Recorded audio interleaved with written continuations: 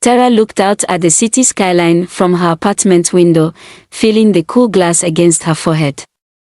The lights of New York shimmered like stars, each window telling a different story, each street filled with endless possibilities. And yet, despite being surrounded by millions, she'd never felt more alone. She checked her phone again. No messages from Neil, her husband of 5 years. Their marriage had been filled with love, laughter, and companionship, but recently, that warmth had faded, replaced by tense silences and nights spent in separate rooms. She missed the man who'd once written her poems, who'd cooked her breakfast in bed, who'd proposed to her with the words, "I promise to love you even when things get hard." They had been high school sweethearts, each other's first love. Their journey had felt so right, she had thought nothing could tear them apart. But the pressures of adult life, work deadlines, bills, responsibilities, had piled up, creating a wall between them.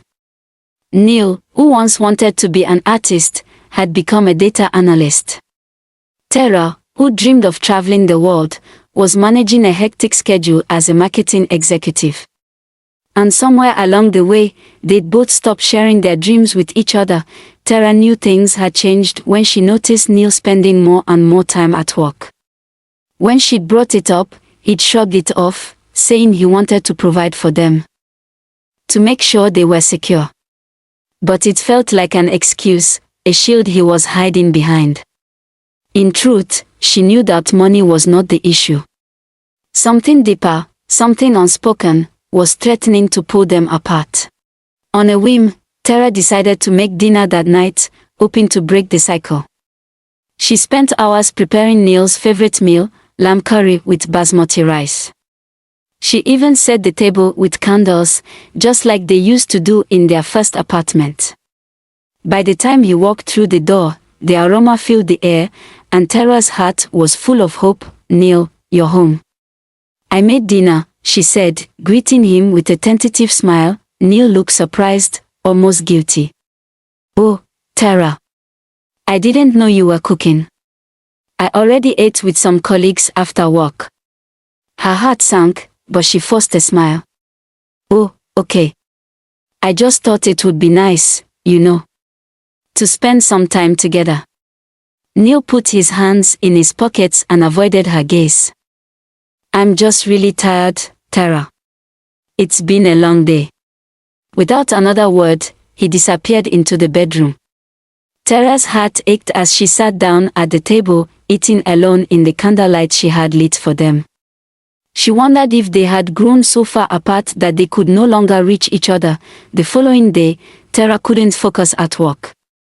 She decided to meet her friend Priya for coffee during lunch, hoping for some advice. "Tara, have you talked to Neil about how you're feeling?" Priya asked, her eyes full of concern. Tara shook her head.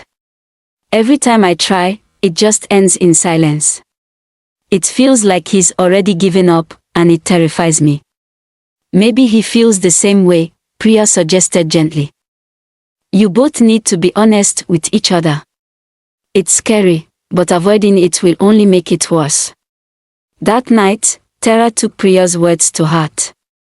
When Neil came home, she mustered the courage to sit down with him, determined to break the silence. "Neil, we need to talk," she began, her voice trembling slightly. He looked at her, weary but attentive. "Okay. What's on your mind?" Tara took a deep breath.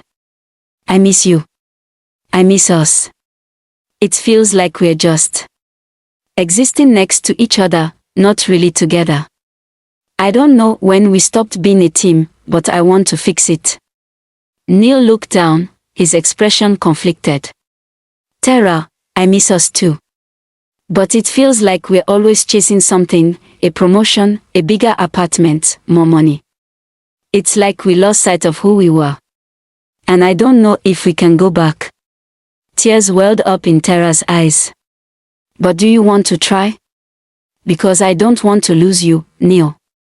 I don't care about promotions or apartments. I care about us."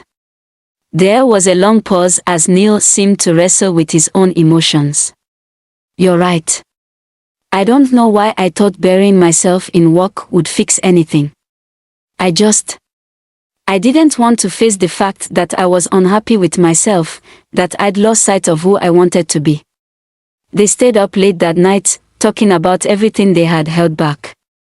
Neil admitted he felt trapped in his job, longing to return to art but fearing he couldn't support them if he did.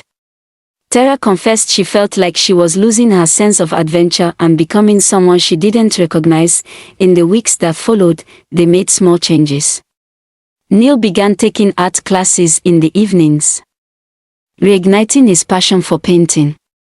Tara started exploring new hobbies, joining a hiking group and rediscovering her love for the outdoors. Slowly, they started spending quality time together again, supporting each other's pursuits instead of feeling weighed down by expectations, but rebuilding their marriage wasn't without challenges. There were days of doubt, old arguments that resurfaced, and moments when they wondered if they were truly compatible anymore. It was during one of these arguments, after they had gone to bed without speaking, that Neil finally spoke up. "Tara," he said, his voice breaking the silence. "I know this isn't easy. I know there are times when we both feel like walking away. But when I said, for better or for worse, I meant it. I want us to fight for this." Tara felt a surge of relief, hearing those words. "Me too, Neil. I don't want to give up on us. I think we are worth the fight." Over time, they began to see each other in a new light, as both partners and individuals. They made a point to celebrate the little things again: a simple dinner, a movie night, an impromptu road trip. The pressure they once felt to have the perfect life slowly dissolved as they redefined what happiness meant to them. One weekend, they took a trip to the small coastal town where they had honeymooned.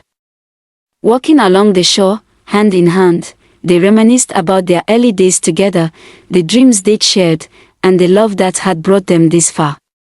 They sat on a sandy hill, watching the sun dip below the horizon, casting a warm glow over the water. "I'm sorry for everything," Neil said, his voice soft but honest. "For the distance, for shutting you out. I let my fears get in the way." Tara leaned her head on his shoulder.